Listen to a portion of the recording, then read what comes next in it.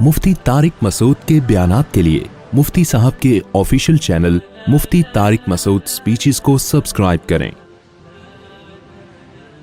सल्लल्लाहु अलैहि वसल्लम ने फरमाया, क़यामत उस वक्त तक कायम नहीं होगी जब तक कहतान कबीले से एक शख्स न निकल आए जो लोगों को अपनी लाठियों से हाँकेगा, यानी उसका लोगों पे ज़बरदस्त कंट्रोल होगा। तो कहतान ये अबुल यमन, यमन की नस्ल जिससे चली है ना, यमनियों की, तो यमनियों में एक शख्स पैदा होगा, वो क़ुर्ब क़यामत में। चलें, ये तो देखो जो अलामात सात है ना, क़यामत की अलामतें हैं, उनके बारे में जितनी बात हमें हदीस से मिलती है हम उतनी पेशगोई कर सकते हैं, उससे ज़्यादा अहादीस को जोड़कर एक नई किताब नहीं लिख सकते हम। समझ रहे हो? आजकल ये बड़ा मसला चल रहा है मार्केट में कि यूट्यूब पे कुछ स्कॉलर्स आ रहे हैं या कुछ लोगों ने ना पूरी अहादीस को जोड़ जोड़ के ना एक पूरा पेशगोइयाँ की हुई हैं कि इतने साल में सद्दाम हुसैन दरियाफ्त होगा, फिर उसके बाद ये होगा, फिर उसके बाद ये होगा, फिर यहाँ से आप टन मारेंगे, फिर यूँ जाएंगे, फिर 300, फिर 2000 फलाने में ये होगा, तो फिर 6 में ये होगा। वो जब नहीं होता तो लोग कुरान और सुन्नत से बदगुमान होते हैं कि देखो हदीसों में तो था लेकिन हुआ कुछ भी नहीं। हर मजदून के नाम से किताब आई थी सद्दाम हुसैन पे, उन्होंने सब कुछ इमाम मेहदी वाली से मुताल्लिक जितनी हदीस हैं वो सब फिट करके, तो मैंने वो किताब पढ़ी नहीं थी। मैंने कहा यार ये जो चीज़ें नबी से मनसूस है ना वो तो हमने पढ़ी हुई हैं हदीस में, ये तो इन्होंने जोड़ा है अपने अंदाज से जोड़ा है ना। तो मुझे बहुत लोगों ने कहा ये पढ़ो, मैंने नहीं पढ़ी। मैंने कहा मेरा दिल ही नहीं आता इसके ऊपर, पढ़ के दिमाग ख़राब होगा और कुछ भी नहीं होगा। तो जब सद्दाम हुसैन को फांसी पे लटका दिया ना तो वो किताब ही गलत साबित हो गई, क्योंकि उसमें ये इतनी था कि फांसी पे लटकेगा, उसमें कुछ और था कि आगे जाके बहुत कुछ इलाके फतह करने उसने। तो इसलिए ये काम छोड़ देना चाहिए। जो चीज़ जितनी मुबहम हदीस में रखी है उसमें कोई हिकमत है तो उसको मुबहम तौर पर ही बयान करना चाहिए। तो जो है जैसे याजूज माजूज का है, बस इसको इजमाली तौर पर हमारा अकीदा है कि याजूज माजूज दुनिया में कहीं हैं और एक ना एक दिन निकलेंगे, हज़रत ईसा अलैहिस्सलाम उनको कत्ल करेंगे। तो क्या है, कहाँ है, हमें मालूम नहीं है। हज़रत ईसा इब्न मरियम नाजिल होंगे, उनके बारे में इतनी तफसील से हमें बता दी गई है, दिमिश्क में आएंगे, ठीक है ना, मस्जिद के मीनार पे उतरेंगे, ये बात हमें बता दी गई है। उन्हीं के दौर में इमाम मेहदी भी होंगे, इमाम मेहदी उनको नमाज के लिए आगे करेंगे, मगर वो नमाज के लिए आगे नहीं बढ़ेंगे। बस किस सन में आएंगे इसका कुरान और सुन्नत में कोई तज़किरा नहीं मिला। आएंगे दमिश्क में, सही है ना? नहीं, मैंने कभी नहीं कहा 2025 में। तो वो ये सब चीज़ें अपनी जगह हैं। बाकी हमने जो फैसले करने अलामात सात को देख के नहीं करने, हमने मौजूदा हालात को देख कर जो ग्राउंड रियलिटी हमें जिस सिमत में चलने का हुक्म दे रही है हमने उसके हिसाब से फैसले करने। समझते हो कि नहीं समझते? मिसाल के तौर पर होता ही कोई भी आदमी खुरूज करना शुरू कर देता है स्टेट के खिलाफ, या कहीं भी किसी मुल्क में धमाके शुरू कर देता है और कहता है असल में खुरासान से एक लश्कर निकलने वाला है, हदीस में आता है, तो मैं उस लश्कर के लिए लश्कर तैयार कर रहा हूँ छोटा, ताकि वो बड़े लश्कर में जम हो जाए। ये चल रहा है मार्केट में। तो बस इमाम मेहदी आने वाले हैं, तो वो देखो हदीसों में तो आता है जब ये होगा जब ये होगा, तो फिर वो देखो अभी इमाम मेहदी आने वाले हैं, अभी ये धमाका करना है, हमने फलां जगह बम रखना है, तो भाई लश्कर तैयार हो रहा है ना, तो खिलाफ खलीफा भी आ रहा है, तो हम इमाम मेहदी के साथ मिलेंगे। तो आप कब आ रहे हैं भाई? हदीसों में मिलता है, देखो तो वो ये लश्कर होगा और खुरासान में अभी देखो बम फटाएगा नहीं फटा, तो ये वही इमाम मेहदी का लश्कर तैयार हो रहा है। भाई हमें क्या पता ये वो वाला है या वो वाला बम फटाए या वो वाला जो इमाम मेहदी के दौर में फटेगा वो बाद में जाके फटेगा, हमें क्या पता यार। तो वो जब अल्लाह ने जो काम करना है वो अल्लाह को करने दो, आप अपने हिसाब से देख के चलोगे, समझते हो? तो लोगों की सलाहियतों को बहुत ज़ाया किया जाता है, समझते हो? जब वो होगा तो वो उसकी अलामात पूरी बताई गई हैं कि जो है ना वो पता चल जाएगा आपको। जैसे नबी सल्लल्लाहु अलैहि वसल्लम की नबूवत जब जाहिर हुई तो पहले से यहूद और नसारा इंतजार कर रहे थे ना नए नबी का। तो जब एक पैगंबर जाहिर हुए और आगे हजरत अबू ज़र का ईमान का वाक़या आ रहा है, कैसे उन्होंने तलाश किया नबी सल्लल्लाहु अलैहि वसल्लम को और अलामात देखकर कैसे अंदाज़ा लगाया उन्होंने। तो वो अल्लाह ताला फिर ऐसे नहीं रखते कि 2-4 आदमियों पर, वो फिर अल्लाह उसको मनवा के छोड़ते हैं। जब कोई किसी शख्सियत को अल्लाह ऊपर लाना चाहते हैं ना, तो फिर नबी सल्लल्लाहु अलैहि वसल्लम ने जब दावा किया तो आपकी दावत फैली है, आपके मोजज़े ज़ाहिर हुए हैं, फिर लोग जौक दर जौक ईमान लाना शुरू हुए। तो हज़रत मेहदी का भी ऐसा ही होगा कि ऐसा नहीं होगा کہ وہ جناب جب ظاہر ہوں گے تو بس 4 آدمیوں کو پتا ہوگا. جب وہ ظاہر ہوں گے تو اللہ نے ان کے ساتھ اتنے ان کے برحق ہونے کے دلائل رکھے ہوں گے کہ آپ کو کتابوں میں کی ضرورت نہیں رہے گی. وہ اظہر من الشمس، چڑھتے سورج کی طرح ان کے برحق ہونے کے دلائل اللہ ان کے بھی اور عیسیٰ ابن مریم کے بھی قائم کرے گا. یہ خبریں پوری دنیا میں پھیلیں گی، کوئی انکار نہیں کر سکے گا. سمجھتے ہو کہ نہیں سمجھتے؟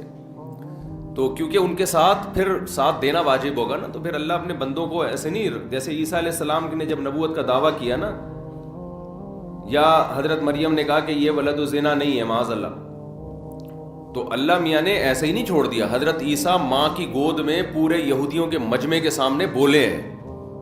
وہ تواتر کے ساتھ پھر بنی اسرائیل میں خبر پھیلی ہے کہ بچہ ماں کی گود میں بولا ہے کہ میں انی عبداللہ آتانی الکتاب وجعلنی نبیہ.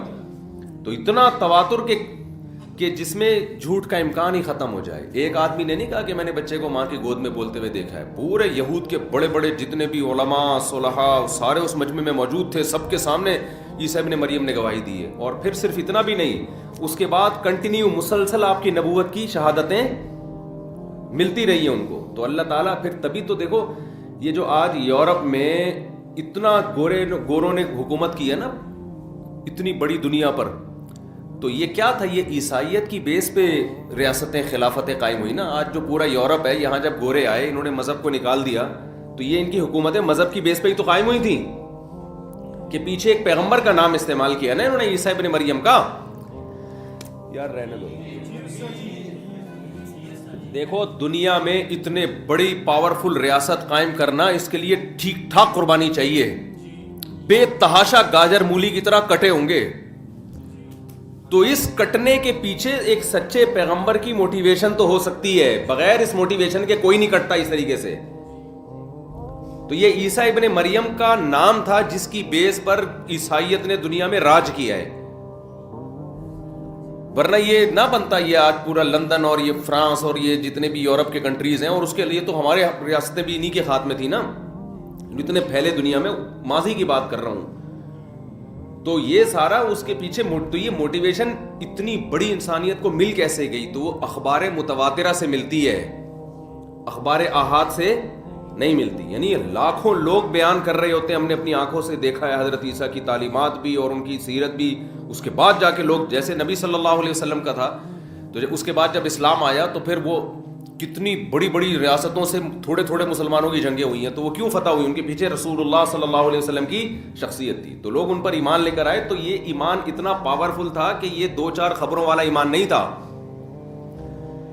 ہزاروں لوگوں نے آپ کی سیرت کو دیکھا، پھر لاکھوں نے اس کو نقل کیا. تو وہ جو موٹیویشن ملی اس سے پوری یہ پہلے بنو امیہ کی خلافت، اندلس کی خلافت، بنو عباس کی خلافت، پھر خلافت عثمانیہ، یہ ساری چیزیں سمجھتا ہے کہ نہیں سمجھتا؟ اور آج بھی جو جنگیں ہو رہی ہیں، اگر مسلمان زندہ باقی رہ گئے ہیں تھوڑے سے، تو اس کے پیچھے مذہب کی موٹیویشن ہے.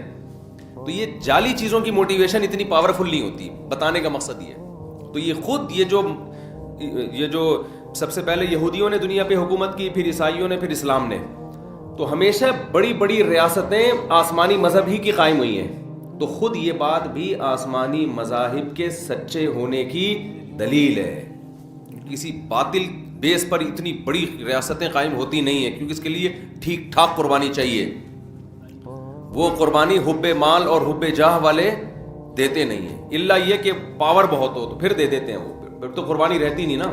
عمرو ابن دینار کہتے ہیں حضرت جابر بن عبداللہ رضی اللہ عنہ کو یہ کہتے ہوئے سنا کہ ہم نے نبی کے ساتھ ایک غزوہ میں شریک ہوئے تو مہاجرین میں بھی کچھ لوگ آپ کے ساتھ آ گئے، حتیٰ کثروا، مہاجرین بہت ہو گئے. وکان من المہاجرین الرجل اللعاب، مہاجرین میں ایک شخص تھا جو مزاح بہت کرتا تھا.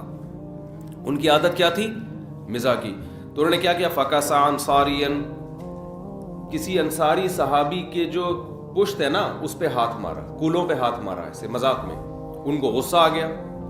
فغضب الانصاری غضبا شدیدا، بہت سخت غصہ آ گیا انصاری کو. حتی تداعوا، ایک دوسرے کو بلانا شروع کر دیا، بھائی اس نے مجھے تنگ کیا ہے، آئے ہو بھائی ذرا اس سے انتقام لیتے ہیں. انہوں نے کہا، جب لڑائی شروع ہوئی تو انصاریوں نے کہا کہ یا الانصار، اے انصاریوں ادھر آ جاؤ.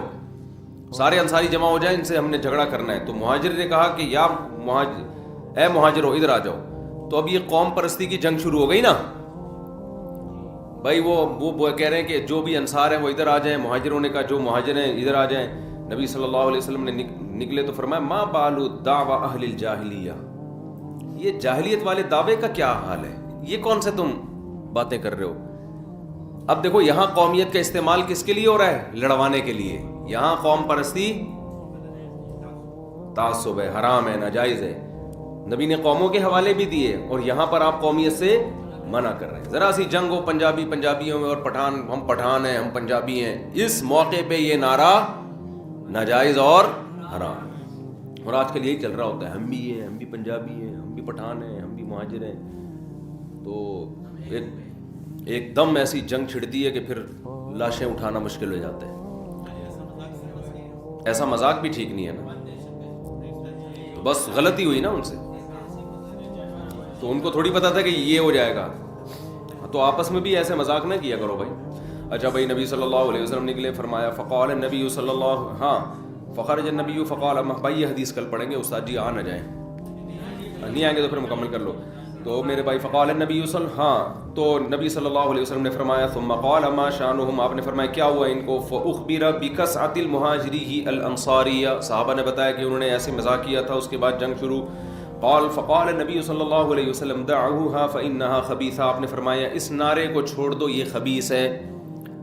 یعنی قوم پرستی کا نعرہ کیا ہے, خبیث. ایک حدیث میں آتا ہے منتنا, بدبودار. وہ جو بچہ بکری کا بچہ نہیں پڑا ہوا ہوتا کچرے میں, مردہ بچہ, تو اس سے جو اس کو بھی منتنا کہتے ہیں نا, بدبو پھیلا رہا ہے. تو یہ قوم پرستی کا نعرہ کیا ہے, بدبودار. وقال عبداللہ بن ابی بن سلول, عبداللہ بن ابی بن سلول منافق کو موقع مل گیا, یہ خود بھی انصار میں سے تھا. اس کو موقع مل گیا, بھائی اس جنگ کو تھوڑا کیا کرو, تھوڑا بھڑکاؤ یار, آگ لگاؤ اس میں, آگ لگاؤ. اقد تداعوا علینا, انہوں نے کہا تداعوا علینا, انہوں نے کہا اچھا یہ مہاجرین نے ہم پر اپنی قوم کو بلایا ہے ہم سے لڑنے کے لیے. لئن رجعنا الى المدینة لیخرجن الاعز منها الاذل, تو کہنے لگے کہ اچھا ہم نے تو ان لوگوں کو پناہ دی ہے مکہ میں, مدینہ میں, یہ کمزور لوگ تھے, ہم نے مدینہ میں ان کو پناہ دی ہے اور یہ ہم سے لڑنے کی باتیں کر رہے ہیں. ہم واپس جائیں گے تو ہم جو عزت دار لوگ ہیں معاذ اللہ ان رسوا لوگوں کو نکالیں گے. یہ وہی نعرہ ہے جو ایک سیاسی لیڈر نے نہیں کچھ دن پہلے ایم کیو ایم کے بارے میں لگا دیا تھا کہ یہ ہندوستان سے لٹے پٹے آئے تھے تو ہم جو ہے نا ان کا تو کوئی پرسان حال نہیں تھا. تو اس وقت بڑا کراچی میں پھر فساد شروع ہو گیا تھا. لیکن وہ فساد بھی وہ کیا ہوا, اس کا جملہ اس کی ذات تک تھا نا, اس نے پوری قوم کی نمائندگی میں تو نہیں کہا. فسادی لوگوں نے اس کو پوری قوم کی نمائندگی سمجھ کے پوری قوم کے خلاف تقریریں شروع کر دی. تو جیسے وہ فسادی تھا نا, ایسے یہاں سے بھی جو رپلائی گیا وہ بھی کس پر مبنی تھا بھائی, اس نے پوری قوم کی نمائندگی میں تھوڑی کہا تھا, یہ ایک آدمی کا تھا نا, آپ اس کے خلاف بولتے. لیکن جو رپلائی گیا ہے وہ پوری قوم کے خلاف گیا. تو یہ شرارتی لوگ ہوتے ہیں اور ہم جیسے بیوقوف ان احمقوں کے پیچھے چل رہے ہوتے ہیں کہ ہاں ہمارے لیڈر نے ماشاءاللہ بڑی خاندانی بات کی, ہم سب اس کا ساتھ دیں گے. وہ بھی گدھا تھا جس نے یہ بیان دیا تھا, اور جس نے پوری قوم کو اس بیس پر رپلائی کیا وہ اس سے بڑا گدھا تھا.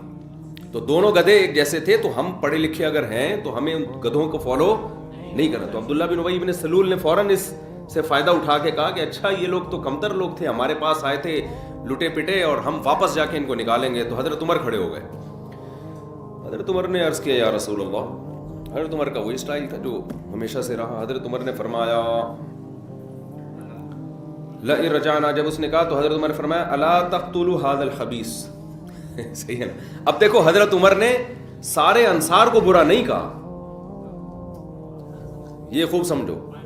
هذا الخبيث خاص اس کی طرف اشارہ کر کے کہ یا رسول اللہ, دو روایتیں, ایک میں کہ آپ اس کو قتل کیوں نہیں کرتے, یا آپ مجھے اجازت دیں میں اس کی گردن اڑا دوں اس کی. یہ نہیں کہا کہ یہ انصار ایسے ہیں, یہ یوں ہیں, تو فلانا ہے, تو ہماری وجہ سے ان کو اسلام ملا ہے اور ہماری وجہ سے ان کو بھی تو فتوحات مل رہی ہیں.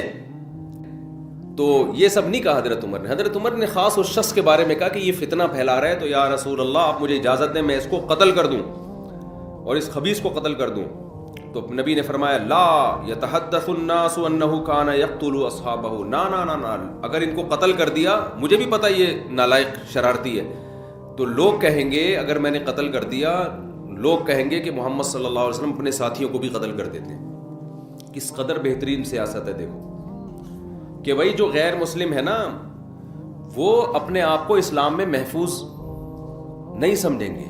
وہ سمجھیں گے بھائی یہ انہی کا کلمہ پڑھتا ہے, انہی کے ساتھ جنگوں میں گیا ہے, اور کوئی بات پتہ نہیں کیا ہوئی اور گردن اڑا دی تو ہم بھی جائیں گے, تو ایسا نہ ہو بات بات پہ ہماری بھی گردن اڑائی جائیں. کتنا بڑا فسادی تھا, لیکن اس کے باوجود آخر دم تک نبی صلی اللہ علیہ وسلم نے اس بیس پہ قتل نہیں کیا کہ قوم پرستی کی جنگ بھی چھڑ سکتی ہے اس سے. اور دوسرا کیا ہوگا کہ جو مشرکین ہیں وہ اسلام میں ان کا داخلہ بھی رک سکتا ہے. تو یہ اس سے پتہ چلتا ہے کہ ہمیشہ جب بھی آپ کوئی فیصلہ کریں تو دو بڑی مصیبتوں میں سے چھوٹی مصیبت کو اختیار کرنا چاہیے. ہمارے ہاں جو جذباتی فیصلے ہوتے ہیں ان میں ہم یہ دیکھتے ہیں کہ یہ کام غلط ہو رہا ہے لہذا اس کو فوراً ٹھیک ہونا چاہیے. یہ نہیں سوچتے کہ اس کو ٹھیک کرنے کے چکر میں 4-6 جو ٹھیک کام ہے وہ بھی الٹے ہو جائیں گے. تو یہ زندگی کے ہر پہلو میں الحمدللہ ہمارا فیصلوں کی بنا یہی ہوتی ہے کہ بس یہ غلط ہے تو اس کو ٹھیک کر دو. جذباتی پن. جیسے میرا ایک بیان ہے کہ فرانس کا بائیکاٹ کرو نا, فرانس کی مصنوعات کا. میں نے پھر اس بیان سے رجوع کیا. استاد صاحب سے میں نے پہلے ایک بیان دیا تھا, فرانس میں گستاخی کے خاکے آئے تھے نا, تو میں نے اس بیان سے میں نے استاد صاحب سے کہا کہ ہم نے فرانس کے تو بائیکاٹ کرنا چاہیے, گستاخی کی ہے انہوں نے وغیرہ وغیرہ, ان کی مصنوعات کا بائیکاٹ کرنا چاہیے. میں نے بیان بھی دے دیا, وہ بیان چل بھی رہا ہے. تو میں نے استاد صاحب سے مشورہ دیا کہ اس کو بائیکاٹ کو ہمیں پھیلانا چاہیے. استاد صاحب نے کہا کہ دیکھو ہم نے فرانس کا بائیکاٹ کیا نا, اتنا بڑا نقصان نہیں ہے. یہ سوچو فرانس نے ہمارا بائیکاٹ کر لیا تو کیا ہوگا. تو مجھے وہ بھینس والا لطیفہ یاد آیا کہ ایک آدمی نے بھینس کو جمال گوٹا کھلانا تھا. جمال گوٹا پائپ کے اندر رکھ کر طریقہ یہ تھا کہ بھینس کے منہ میں پائپ رکھ کے ادھر سے پھونک مارے. تو ہوا یہ کہ یہ اس کے پھونک مارنے سے پہلے بھینس نے پھونک مار دی, وہ سارا جمال گوٹا اس کے پیٹ میں اور یہ مر گیا. تو یہ بھی دیکھو کہ تم بھینس کے منہ میں پائپ رکھ کے پھونک مار رہے ہو, اگر اس نے پھونک ماری تو تم افورڈ کر سکتے ہو کہ نہیں کر سکتے. تو استاد صاحب نے فرمایا کہ یہ جو ہم بائیکاٹ کی مہم چلاتے ہیں اس میں یہ بھی دیکھا جائے گا کہ اگر انہوں نے ہمارا بائیکاٹ کر دیا ہم تو ویسے ہی معاشی بحران کا شکار ہیں. اگر یہ یورپ نے, امریکہ نے, ان لوگوں نے مل کے ہمارا بائیکاٹ کرنا شروع کر دیا تو ہم اس سے بھی جائیں گے جو اس حالت میں. تو استاد صاحب نے فرمایا میں یقینی طور پہ نہیں کہہ رہا کہ اس کے سائیڈ افیکٹ کیا ہیں, لیکن جب تک آپ نے اس کے سائیڈ افیکٹ پہ آپ پوری طرح غور نہ کرو آپ کو بیان داغنے کی اجازت نہیں ہے. اس کے بعد سے میں پھر بیان دے ہی نہیں رہا. یہ بڑی بصیرت کی بات ہے. حضرت نے یہ نہیں فرمایا کہ واقعی بائیکاٹ کرے گا یا بائیکاٹ کرنے کا ہمیں نقصان ہوگا, ہو سکتا ہے کوئی نقصان نہ ہو ہمیں, لیکن کہا کہ جب تک آپ کو نالج نہ ہو نا ان سب چیزوں کی, اتنی اپر لیول پہ جا کے یا ایسے لوگوں میں مل بیٹھ کے کہ حاکم کی مجبوری بھی تو ہو سکتی ہے نا بائیکاٹ. ہم تو کہہ رہے ہیں فرانس کے سفیر کو نکال دو بھائی آپ اس سیٹ پہ جا کے بیٹھو گے تو آپ کو پتا چلے گا کہ میرے اندر نکالنے کا دم ہے بھی کہ نہیں ہے. نکال دیا تو میں افورڈ کر سکتا ہوں کہ نہیں کر سکتا. تو جذباتی تقریریں, روڈ بلاک کرنا, یوں کر دینا, یہ تو نیچے کے لوگ کر رہے ہوتے ہیں. جو اپر لیول پہ ہوتا ہے وہ کبھی غلط بھی کر سکتا ہے, 2 نمبری بھی کر سکتا ہے, لیکن بعض دفعہ وہ مجبور بھی ہوتا ہے. تو جب تک آپ نہ ملیں کسی سیاسی لیڈر سے اور جو اپنے حاکم سے, وہ جب تک آپ کو اس کے سامنے کیا مجبوریاں ہیں یا تو بیان دو ہی نہیں, دو تو پھر پورے پروسیس سے گزرنے کے بعد ایک رائے قائم کریں. آپ اس سے پہلے آپ کو رائے قائم کرنے کی اجازت نہیں ہے.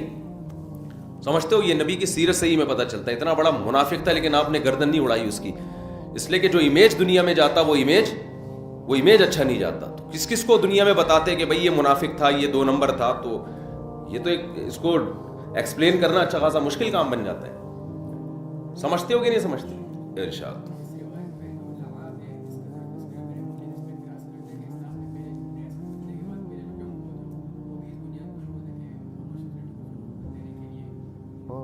پاگل لوگ ہیں یہ تو, انہوں نے ان کے کولے پہ ایسے ہی ہاتھ مارا نا جیسے مذاق میں نہیں لوگ مار رہے ہوتے تب کی. تو یہ کہہ رہے ہیں ملحد لوگ اس پہ وہ کرتے ہیں کہ اسلام میں جو یہ جنگ شروع ہوئی اور اس کی نیت غلط تھی.